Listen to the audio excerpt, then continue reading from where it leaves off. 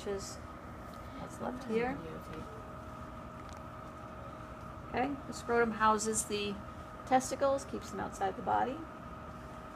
These are the testes right here. And you can see it a little bit on this one. See, there's kind of this membrane here. Looks like a little cap on it. That's called the epididymis. The head and the tail of the epididymis. It's kind of a C-shaped piece of tissue. This is the spermatic cord, which contains the deferens, the ductus deferens, that carries the sperm, and there's also the artery and the vein in here too. But that takes those through the abdominal wall. Okay. So here's our spermatic duct coming in, and here we are on the other side. Okay? It comes through that place right there, and sometimes that can rip, and that will give males an inguinal hernia, where the intestines then can bulge out and down into the pelvic region. And there's your artery coming down, and then here's your spermatic duct right here, your ductus deferens right there. And what happens is it comes through the abdominal wall. This is the urinary bladder.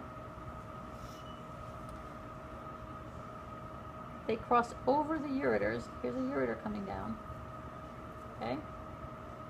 So the ductus crosses over top of the ureters, goes down behind the bladder, goes down behind the urethra, which is right here, right? The tube leading out of the bladder. And you can see it sort of in this a little bit. There's a little bulge right here, right there in that area. You can feel it when you get a chance. It's like a little marble. That's the prostate gland.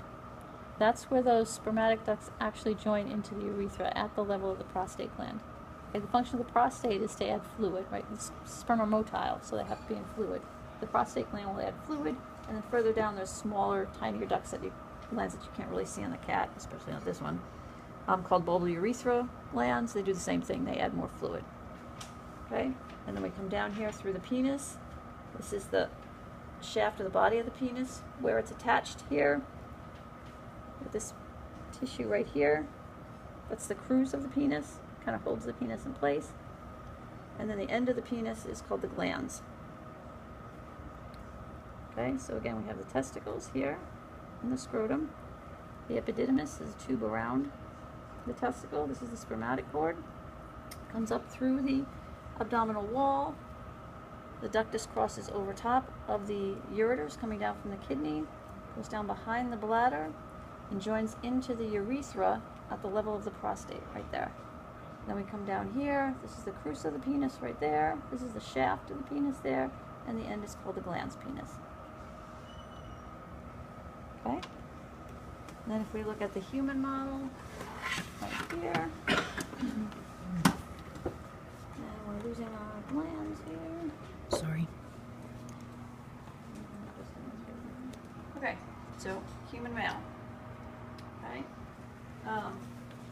This is the scrotum. This is the testicle. This is the epididymis. Okay. This is the spermatic cord coming up. This is the abdominal wall right here. Okay. So the spermatic cord is coming up, going through the wall. This is the bladder. This big thing right here. Right here. So the spermatic cord comes around the bladder, and then we just need to take that piece off. It's going to come around the bladder and come down here. This is the ductus right here. And this darker red right here, that's the prostate gland. Okay, this is the urethra coming out of the bladder. So you can see the duct comes in right at the level of the prostate gland. Okay, into the urethra. Then we can follow the urethra down. Again, here's the penis. Here's the shaft of the body of the penis. Here's the glans penis. If we open this up, you can see in here, this right here is called the corpus cavernosum right here, and that's erectile tissue. And you can see the urethra going down the middle, and then right on either side of the urethra is the spongiosum, which is more erectile tissue.